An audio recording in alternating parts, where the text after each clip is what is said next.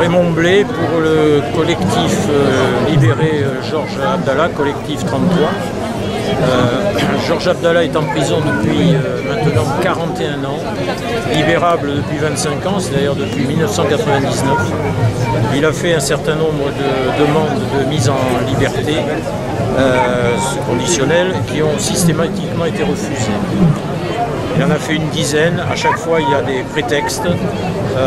Le prétexte essentiel étant que sa libération constituerait un trouble à l'ordre public aussi bien en France qu'au Liban, puisqu'il faut rappeler que c'est un militant libanais pro-palestinien qui a été condamné pour complicité d'assassinat concernant deux de responsables militaires, l'un américain et l'autre israélien à Paris en 1984 et qui a été condamné à perpétuité pour complicité non avérée d'ailleurs. On aurait beaucoup de choses à dire concernant le déroulement de son procès. Requis 10 ans, il a pris perpète. Et bon, ça c'est l'histoire du départ. Mais ce qui nous préoccupe aujourd'hui, c'est son incarcération inadmissible, le plus vieux prisonnier, le plus long prisonnier politique d'Europe, avec 41 ans. La Cour d'appel de Paris, statuant sur la mise en liberté qui avait été prononcée par le juge d'application des peines, le tribunal d'application des peines, la Cour d'appel terroriste, donc, enfin pour le terrorisme, a le 28 février balayé tous les arguments qui jusque-là avaient fondé les décisions juridiques. Donc ça c'est une grande victoire puisqu'il n'est plus question de condamnation, de maintien en détention pour trouble de l'ordre public, ni pour le fait qu'il ne renonce pas à ses engagements politiques, ce que évidemment lui est demandé depuis 41 ans maintenant. Donc ces arguments ont été balayés par la Cour d'appel, c'est une victoire. Le parquet national antiterroriste d'ailleurs ne s'est pas trompé, qui a aussitôt fait un pourvoi en cassation. Mais la Cour d'appel a, pour une raison qui ne nous est pas connue, mais bon, qui peut être d'opportunité comme elle peut être de fond, a refixé une audience le 19 juin prochain, donc la semaine prochaine, pour examiner la situation de Georges Abdallah au regard des parties civiles, notamment concernant l'indemnisation de celle-ci.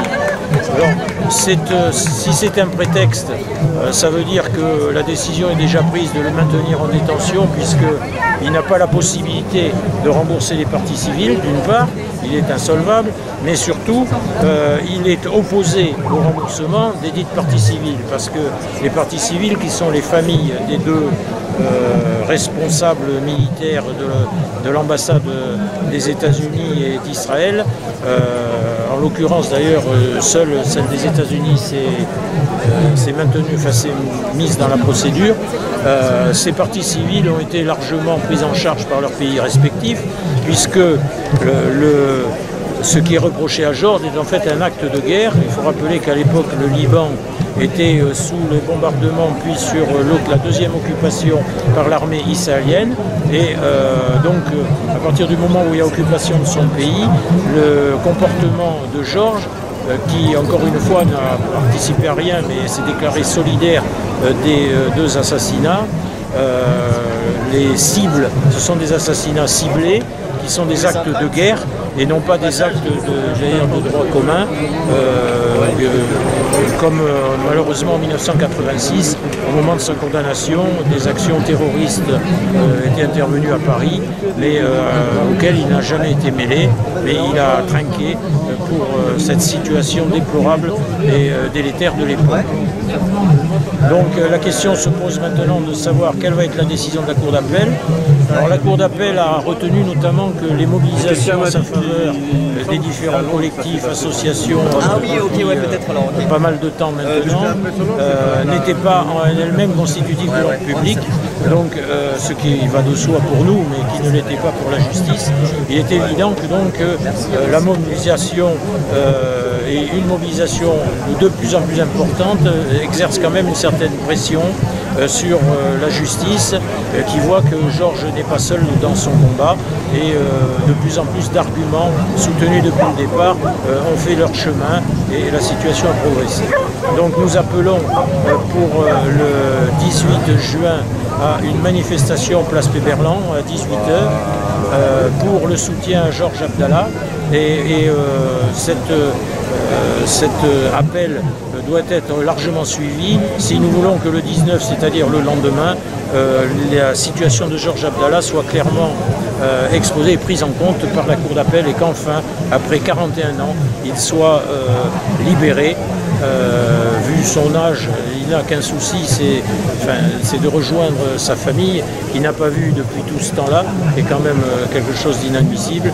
Et encore une fois, rien ne justifie, et rien ne justifiait depuis 1989 son maintien en détention.